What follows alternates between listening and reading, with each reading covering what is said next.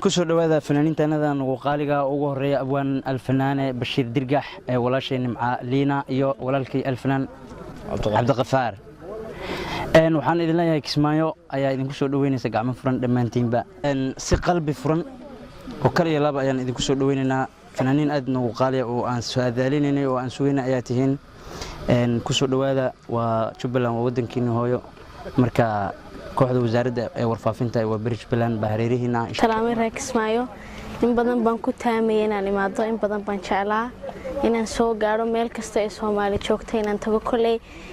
intiin badan inaan aqoon Ilaahay baan filayaa in yarna ay garanayso magacayga waa Nimca Liina waxaan ahay madariga kulay wallahi farxadeyda ma koobi karayade waan idinku faraxsanahay inshallah waan idin salaamaya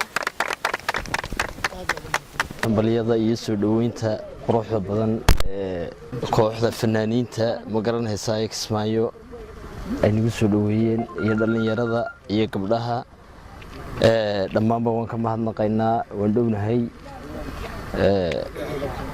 kulli xubno kale oo ila socday baa jira Cabdiqafaar oo kale iyo Nimca Liina iyo qaar soo socda oo wili naga dambeeya way jiraan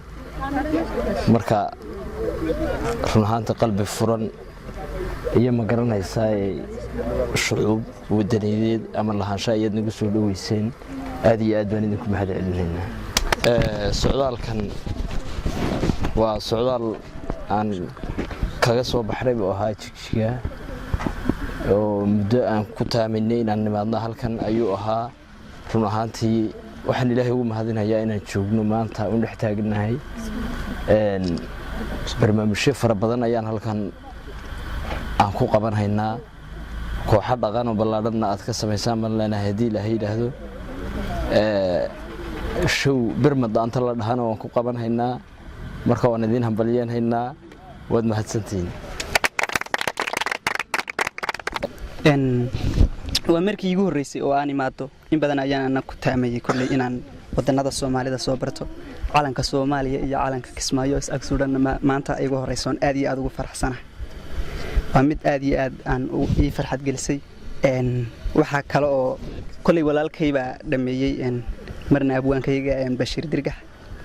marka wax kale oo si dhaamaba jirtay aad iyo aad baan ugu faraxsanahay soo dhaweyntiina